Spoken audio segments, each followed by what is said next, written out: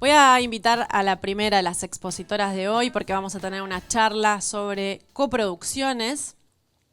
El título completo es El equilibrio entre lo artesanal y lo industrial. Ella es Micaela Solé, es productora, es egresada de la Escuela de Cine, tiene posgrados en Cuba y en España. En 2007 fundó Cordón Films, productora con la que hizo más de 30 proyectos que fueron premiados y se presentaron en festivales como Berlín, Toronto, Locarno y San Sebastián.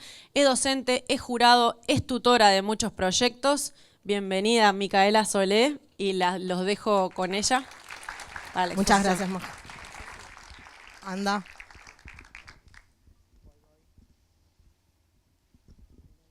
¿Está prendido? Anda. Bueno, buen día, ¿cómo están? Bueno, voy a dar esta charla, que en realidad va a ser un intercambio, porque después estamos abiertos a que pregunten lo que quieran, un poco de mi experiencia personal, profesional, que es de productora mayormente, pero con formación en la Escuela de Cine como realizadora, digamos. Entonces, yo trabajo la producción de una forma que es siempre muy cercana al director. Entonces, un poco les voy a estar hablando a directores, a gente que quiera ser director y productor, no las dos cosas, sino una o la otra, porque también cuando queremos desarrollar nuestros proyectos en Uruguay y en otras partes del mundo también, siempre un poco de producción seguramente tenemos que tener.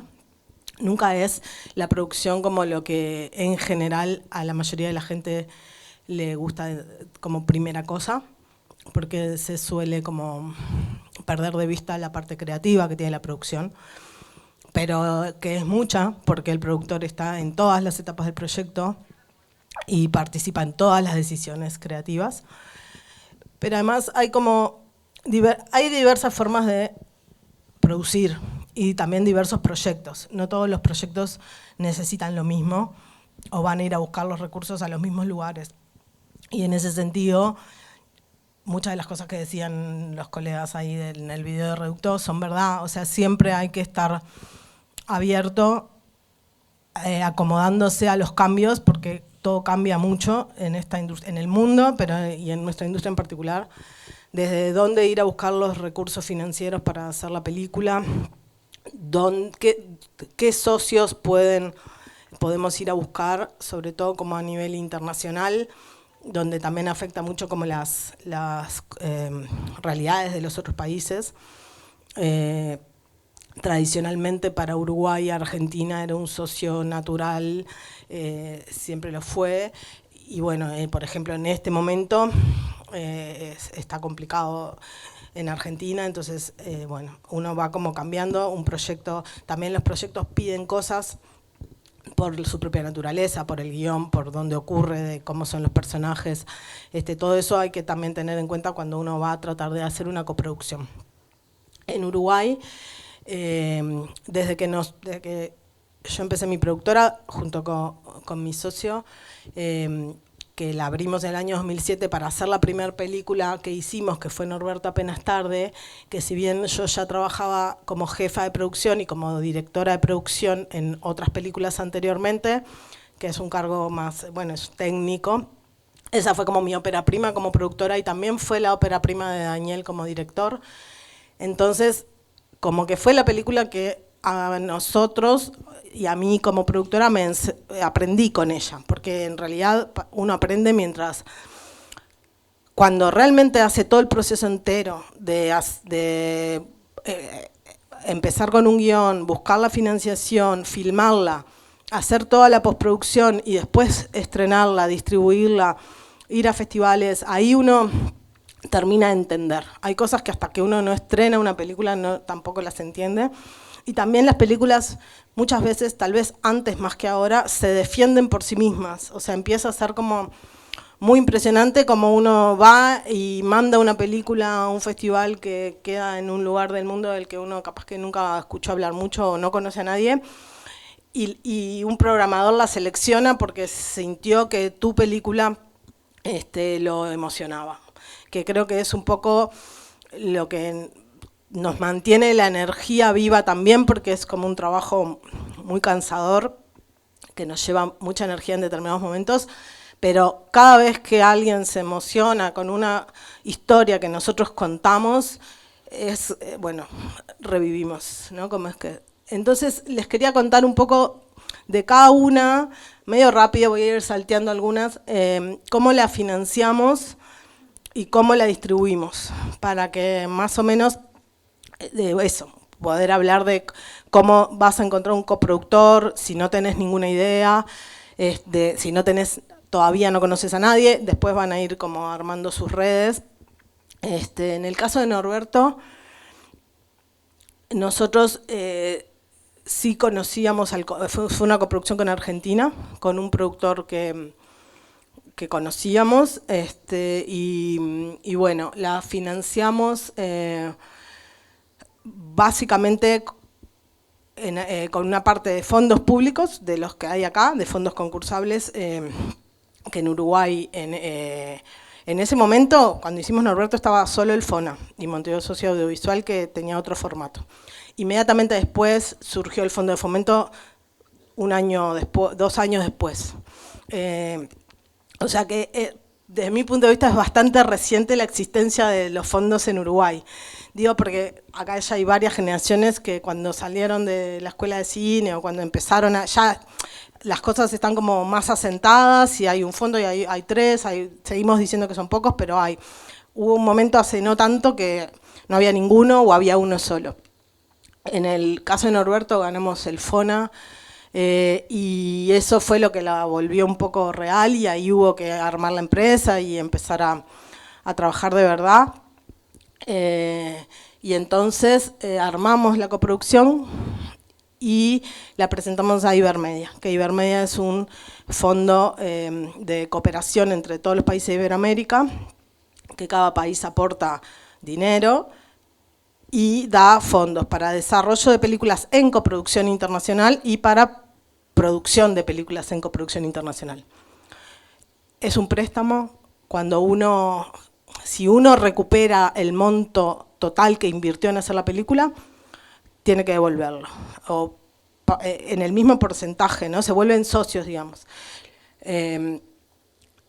Y lo que pasó con Norberto es que fuimos a unos espacios que se llaman, que es una parte también de ir a buscar recursos para poder terminar las películas, que son los work in progress. O sea, desde ese año hasta ahora han proliferado, han aparecido, han desaparecido un montón de laboratorios y en desarrollo, producción y postproducción en las 3 etapas principales de una película, a donde los proyectos van a buscar básicamente 3 cosas.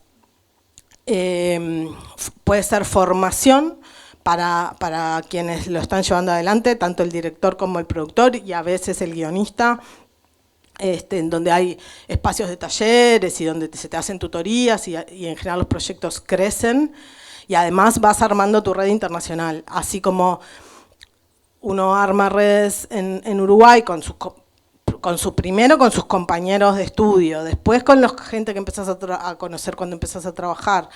Lo mismo pasa a nivel internacional. Muchas veces uno va a participar en un taller para que haya determinado tutor que te hable de tu película, pero también generás ahí un montón de vínculos con gente que está con otros proyectos que probablemente después puedan ser tus coproductores en ese o en otro proyecto que venga en el futuro. O sea, como que todo el tiempo, al final, se trata de generar relaciones humanas.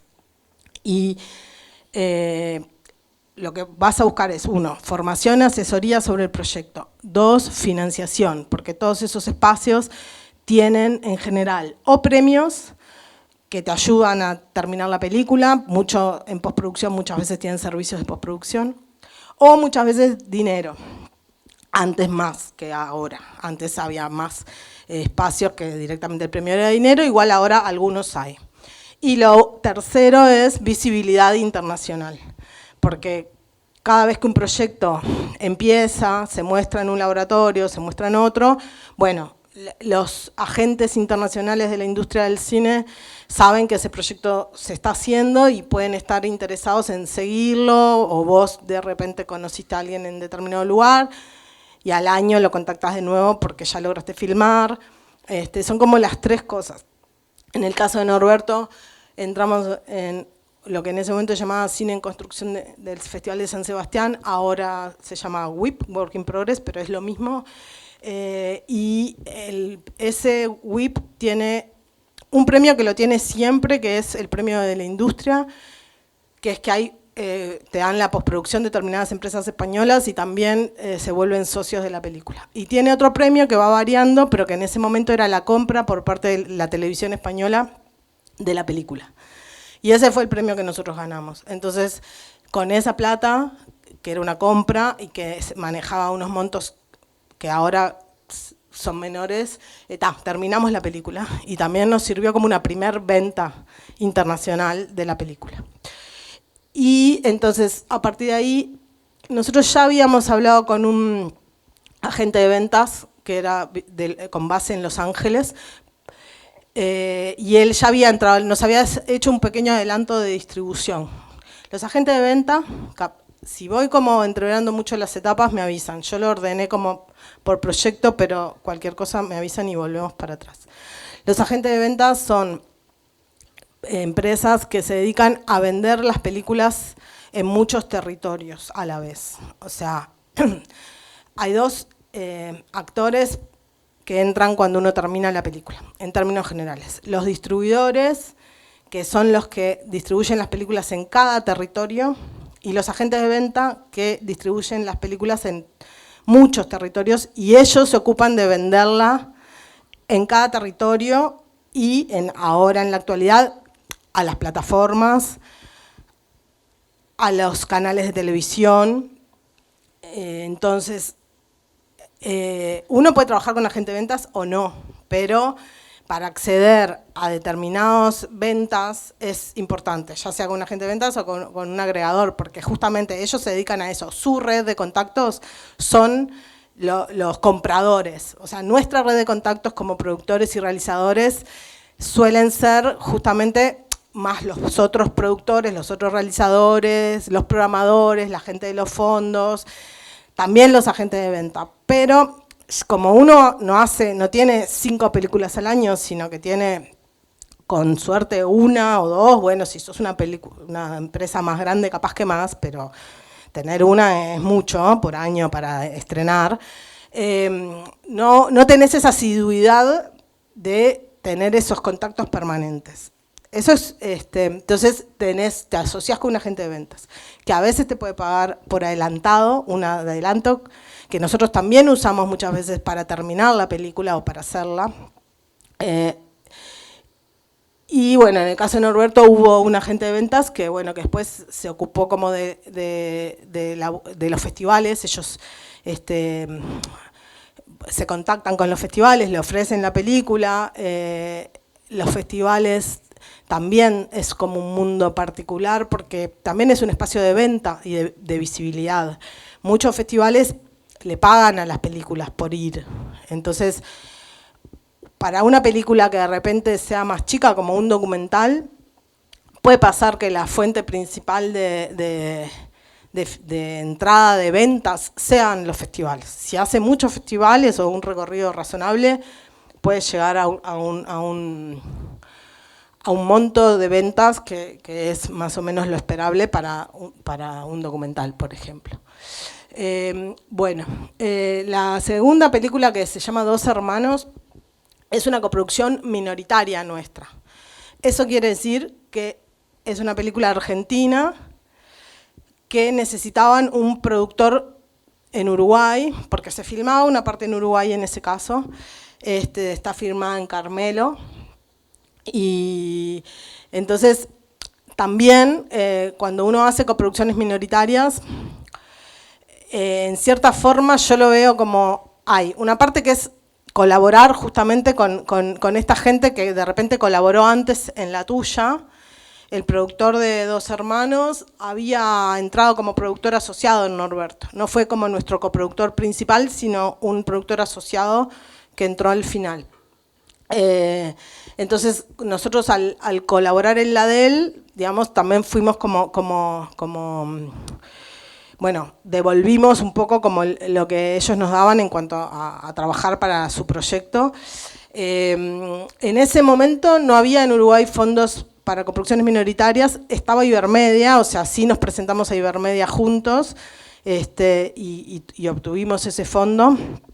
Ahora hay dos posibilidades cuando uno quiere hacer una coproducción minoritaria, que es un director que no es uruguayo, ¿no? Y una película que tiene un productor que no es uruguayo y una película que se puede filmar o no en Uruguay, porque uno puede aportar colaboración artística y técnica, por ejemplo, mandando técnicos al rodaje, aunque sea en otro país, o puede hacer la postproducción en Uruguay. Entonces, esas son también cosas que uno aporta. Hay dos fondos. Uno es el Fondo de Fomento para Coproducciones Minoritarias, de la CAU, que hay un llamado anual, y se premian, creo que este año, 2 documentales y 2 ficciones, me parece. Y después está el fondo del Programa Uruguay Audiovisual, que es un fondo de cash rebate, que quiere decir que devuelve una parte de la plata que vos gastaste. Funciona distinto que los fondos. Todos estos otros fondos que nombré son fondos que son concursos con un jurado, nos presentamos todos y el jurado elige de los proyectos que se presentaron los que haya ese año para premiar, pueden ser 2, pueden ser 3, pueden ser 4. En el caso del fondo Programa Uruguay Audiovisual, en términos generales, uno cuando está pronto para filmar o para hacer la postproducción, depende de la etapa que se presente, se presenta. Cuando es aprobado el proyecto, una vez que uno gastó toda la plata, o sea, hizo lo que dijo que iba a hacer, presenta todas las facturas, todos los gastos y un informe, y el fondo te devuelve un porcentaje de la plata. Entonces, eso permite, también funciona como un fondo, porque uno sabe que va a llegar después, pero va a llegar ese dinero y entonces lo puede aportar al proyecto. Bueno, en ese momento eso no existía, pero bueno, ahora son como herramientas que se van sumando. Las otras 3 también son minoritarias. Eso es un poco porque nosotros justamente cuando decidimos, nosotros empezamos la productora para hacer Norberto apenas tarde, pero la terminamos o cuando la estábamos terminando decidimos que queríamos seguir trabajando, haciendo películas de otros directores. No necesariamente de Daniel, que es el director de la primera y que es mi socio en la productora. Entonces, como estrategia para poder tener la productora funcionando, y es algo que ahora en este momento también muchas otras productoras están haciendo en Uruguay, fue hacer coproducciones minoritarias también. Entonces, esas 3, 2 hermanos, Entre Valles, Cruz del Sur y Por un Tiempo, son todas minoritarias. O sea, 2 son argentinas, 2 hermanos y Por un Tiempo, Entre Valles es brasileña y Cruz del Sur es española. Son todas películas que, por ejemplo, Entre Valles y Por un Tiempo no se filmó nada en Uruguay, o sea, fuimos, eso que les dije, fueron técnicos para allá. Cruz del Sur sí, se filmaba acá una parte y 2 hermanos también. Bueno, y abajo llegamos como... Ahí pasaron unos años, porque mientras nosotros desarrollábamos los siguientes proyectos, íbamos haciendo coproducciones minoritarias, para tener la productora funcionando, para que, bueno, además son proyectos que a veces, salvo que se tranquen, para la productora suelen ser, los desarrollas en menos tiempo, porque ya te vienen desde el otro país, por lo menos algo financiados, digamos, no es como un proyecto mayoritario tuyo que lo desarrollás de cero y que puedes demorar más. Bueno, Rincón de Darwin es de otro director, en realidad en ese caso es una coproducción con él y con la productora que él tenía en ese momento. Esto es un poco para que vean que hay como diversas formas de irse asociando, o sea, uno puede hacer una coproducción internacional y también puede hacer una coproducción nacional, es decir, 2 productoras uruguayas que se juntan para hacer un mismo proyecto. A veces es porque justamente juntan como sus recursos, puede ser desde recursos profesionales que uno tiene, que en mi caso muchas veces es justamente mi trabajo como productora ejecutiva, es el recurso principal que yo llevo a un proyecto cuando entro, pero muchas veces es que de repente otro productor tiene un contacto que logra conseguir determinada financiación que uno no consigue. Puede suceder que otro productor que ya tiene más experiencia o que tiene determinados contactos con de repente con una plataforma o de repente logra que determinada plataforma entre al proyecto tempranamente y ponga dinero, por ejemplo. Entonces, esa puede ser otra posibilidad de hacer una coproducción nacional, también internacional, pero digo, para que sepan que existen las dos posibilidades. Rincón de Darwin también ganó un premio en postproducción, que tampoco existe más, en el Festival de La Habana, que era un premio en postproducción en dinero que también funcionaba como, ayudaba a terminar las películas y funcionaba como primera venta. Bueno, después vamos a pasar a, bueno, Las Toninas van al Este, por ejemplo, está en Amazon ahora, fue una venta también a las plataformas, por ejemplo, hay diversas formas de vincularse. Yo siempre estoy hablando como desde la lógica, no de un proyecto que es de una plataforma y la plataforma busca a veces productores en los territorios para producirla, sino desde la lógica del productor que tiene un proyecto y que quiere vincularse con la plataforma para hacerlo. Porque es lo que yo hago, digamos, básicamente. Entonces, una posibilidad es lo que les decía, que entre cuando todavía no se filmó de repente. Eso es bastante poco probable, porque en general las plataformas mantienen mucho control creativo y de editorial sobre lo que ellas producen. Entonces, si uno tiene un proyecto que se va a asociar con una plataforma tempranamente, es probable que pierda control editorial sobre ese proyecto, o sea, como que la plataforma va a tener mucho control. Si uno quiere mantener su control creativo sobre lo que hace, el camino es ofrecérselos sobre el final, cuando ya están, de repente hay un corte o está en postproducción, o cuando está terminada. Lo que pasa ahí muchas veces es que los montos bajan o varían. También los montos de las compras internacionales han variado mucho a lo largo de los años y van a seguir variando. Y es bien distinto cuando un comprador entra cuando la película todavía no se estrenó y de repente ya fue seleccionada por un festival porque la película todavía es una promesa y ellos apuestan bastante, o cuando la película ya de repente tiene un recorrido y bueno, igual te la compran pero de repente por menos plata. En el caso de Las Toninas, después de hacer una primera vuelta de festivales y de distribución en algunos territorios, en salas de cine, con un vendedor internacional que trabaja sobre todo en los territorios en Estados Unidos, que ellos hacen algunas ventas a canales canales cable de Estados Unidos, canales, bueno, él finalmente hizo una venta a Amazon, está en la plataforma, y a otras plataformas más chicas, hay como muchas también, ¿no? Para mí uno de los problemas que todavía nunca logramos resolver, más allá de lograr las ventas, es lograr la visibilidad. Porque muchas veces las películas nuestras están en lugares, inclusive están en plataformas que son conocidas y que la gente ve, pero no están visibles en esas plataformas. Entonces, eso es algo que tiene que ver con que somos un país chico, con que, bueno, en principio y en nivel de cantidad de público, a priori no seríamos tan interesantes y entonces todo nuestro trabajo siempre es más artesanal. Como que vamos, bueno, después voy a terminar con las ficciones y después me paso a los documentales. El candidato, que vuelve a ser de Daniel, el Hendler, ahí ya la cuestión había cambiado un poco justamente, y en el caso del candidato, que ya existía en Netflix, eso, hicimos como una venta cuando todavía estaba en postproducción el candidato, entonces a Netflix.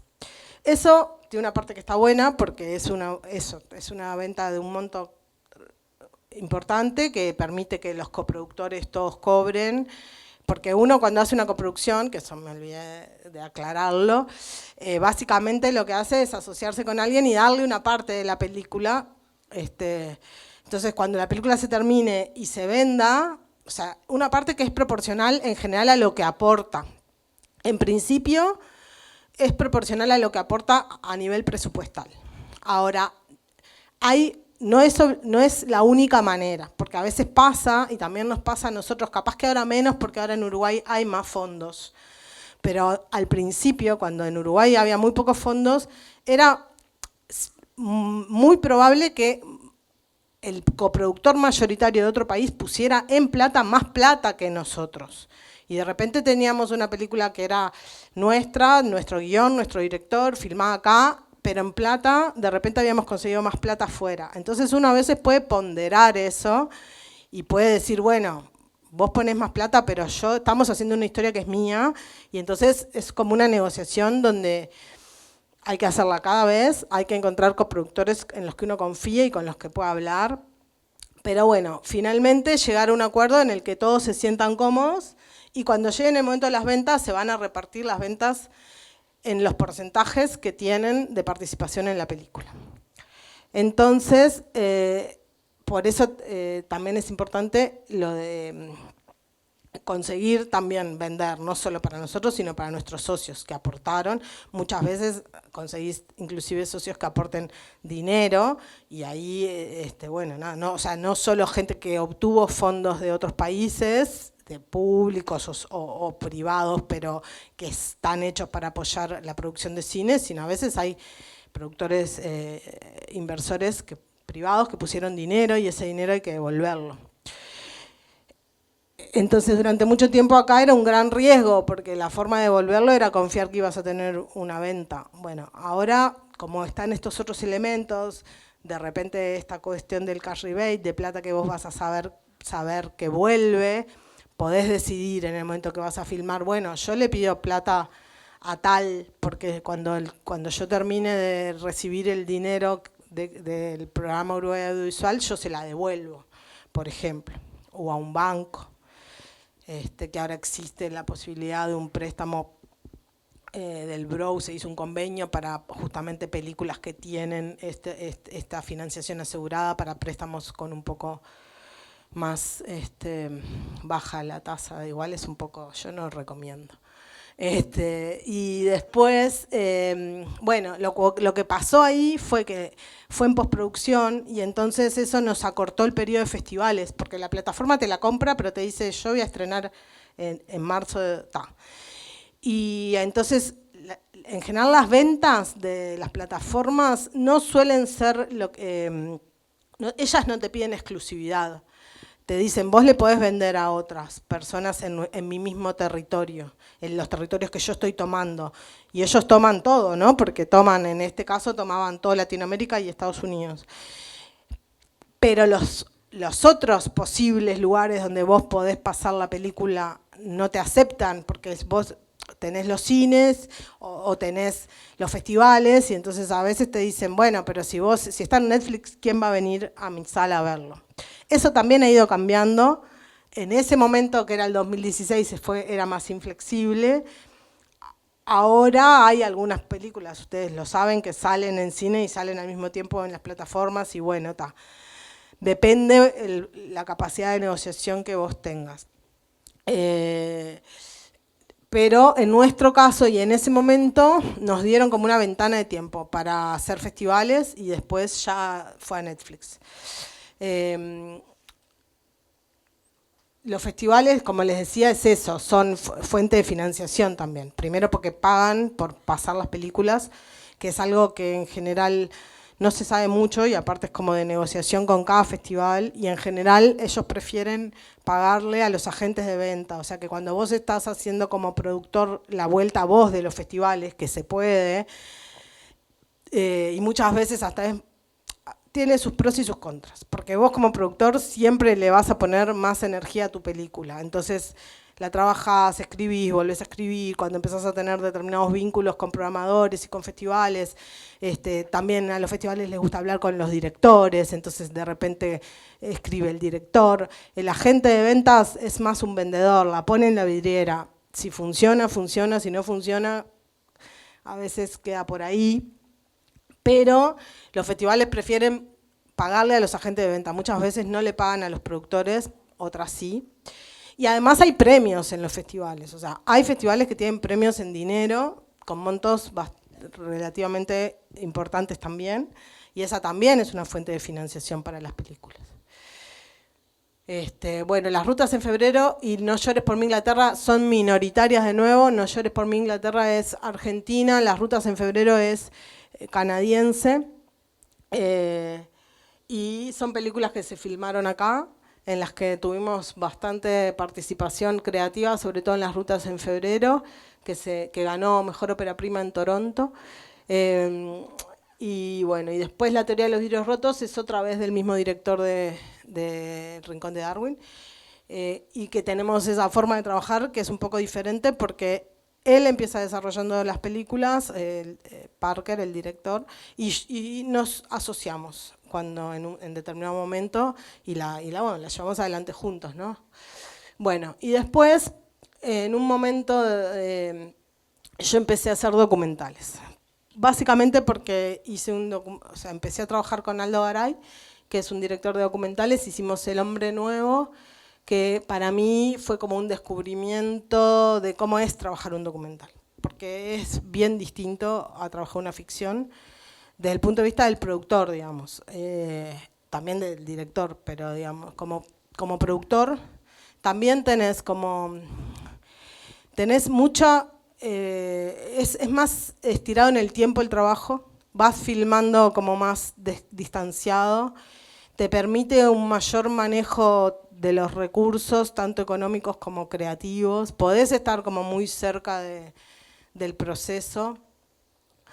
A mí me resultó bastante fascinante empezar a meterme en situaciones reales, a conocer gente, a entender como muchas veces el meterte en la vida de una persona para hacer una película le cambia la vida a la persona, te cambia la vida a vos,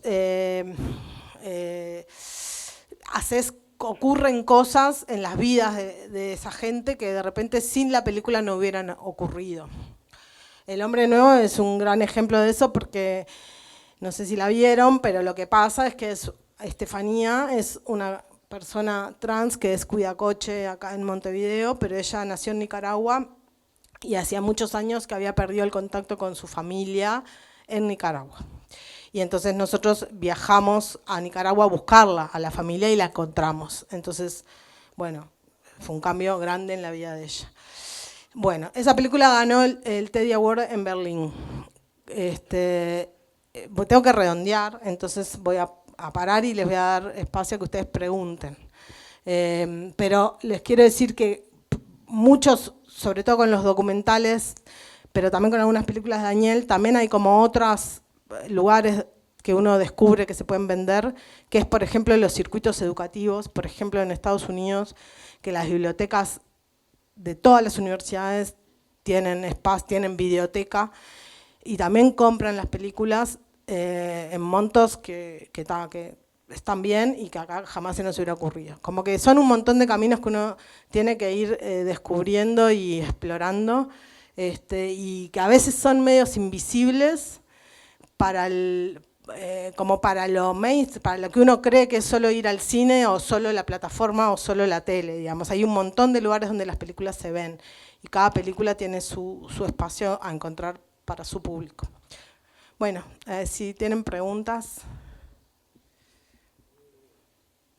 Bueno, la primera pregunta es, cuando vas a hacer un documental, ¿qué otros documentales has hecho o participado y qué has tomado en cuenta a la hora de hacer un documental?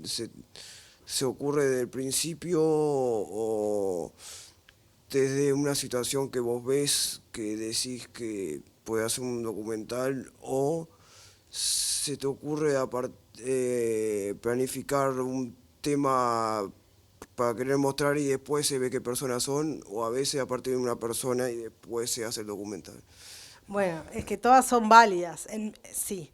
En mi caso, lo que pasa que en general me interesan como las historias sociales, o sea, como de personajes, son las que más me interesan, como de personas eso, Estefanía, que es Cuidacoche. Después el otro que está ahí, El gran viaje al país pequeño, es de la directora es Mariana Viñoles y es sobre una familia de los refugiados sirios. Entonces a mí son todos temas que me interesa acercarme, digamos, es como, haces el documental y entendés muchísimo más de qué pasó con esas familias cuando llegaron acá. Ahora vamos a estrenar uno la semana que viene de Karina Núñez, se llama Mala Reputación, que es trabajadora sexual y que ella organizó, es como una de las caras visibles de quienes organizaron el gremio de trabajadoras sexuales. Entonces, ese tipo de historias a mí como que me interesan y me parece que es importante hacer.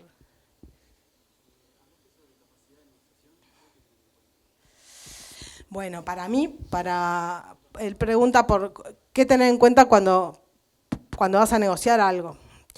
Para mí una de las cosas que hay que tener en cuenta es el punto de vista del otro. O sea, cuando uno va a negociar, tiene que saber, o sea, o lograr entender por qué el otro tiene una posición distinta. Porque eso ayuda al diálogo. O sea, siempre que negociás, a veces, o sea, hay intereses que coinciden y a veces hay intereses que no coinciden. Tanto con los coproductores, como con los directores, como con toda persona que vayas, con las salas de cine. A veces hay cosas que tenés ese interés en común y cosas que no, porque tenés diferentes miradas sobre la misma situación. Entonces, si vos lográs entender cuál es la mirada del otro, podés dialogar mejor. Si no, podés enojarte y bueno, no ayuda a negociar enojarse. Pero para mí es eso, que uno va aprendiendo a entender. Entender lo que el otro quiere no quiere decir hacer lo que el otro quiere. Pero si lo lográs entender, me parece que el diálogo funciona mejor.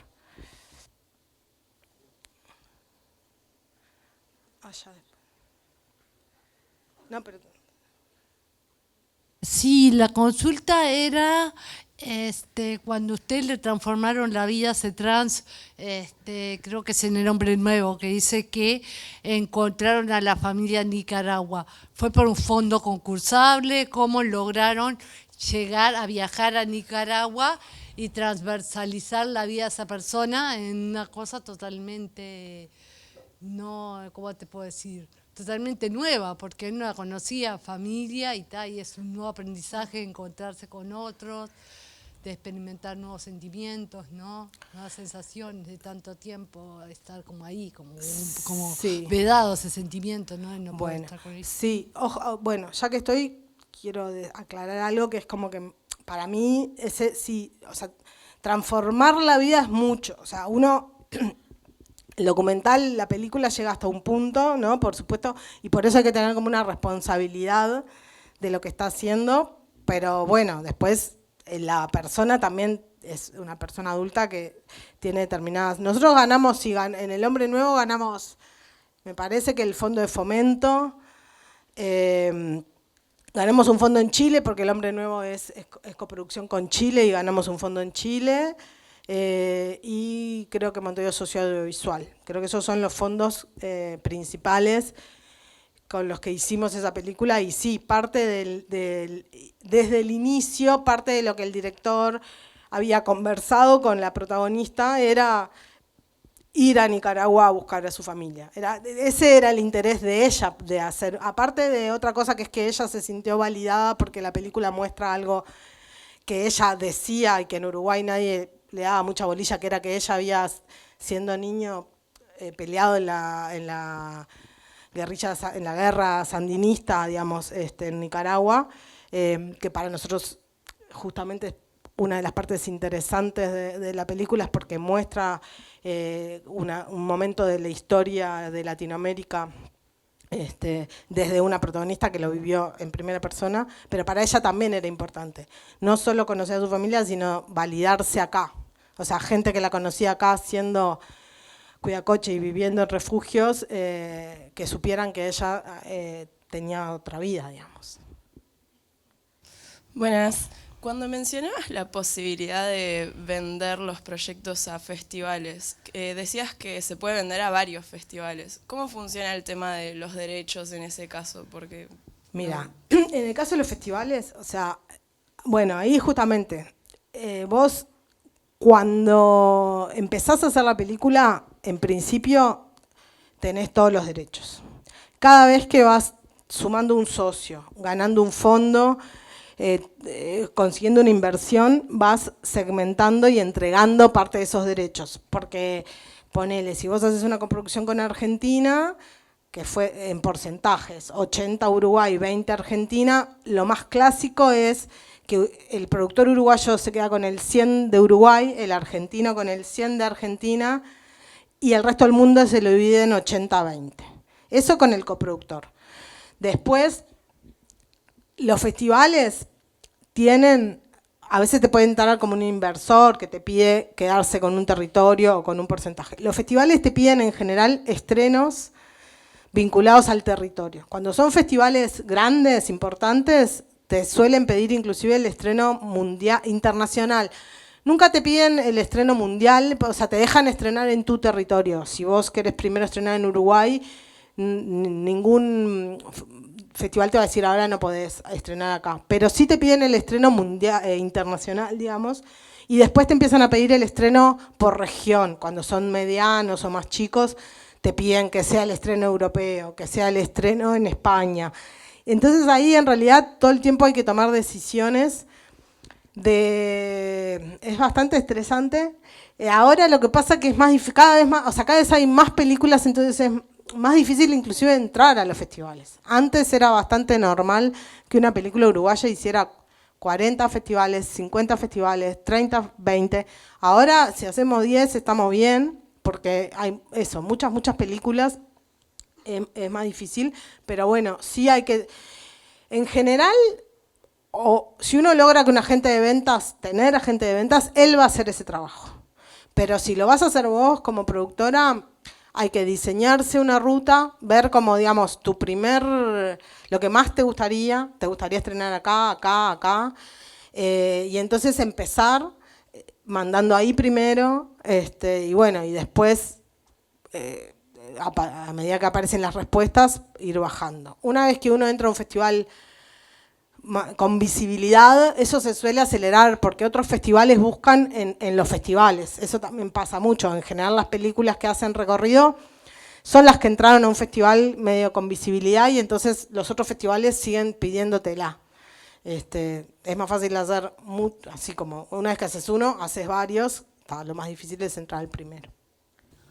Le damos un aplauso a Mica Solé. Muchas gracias, Mica. Por favor.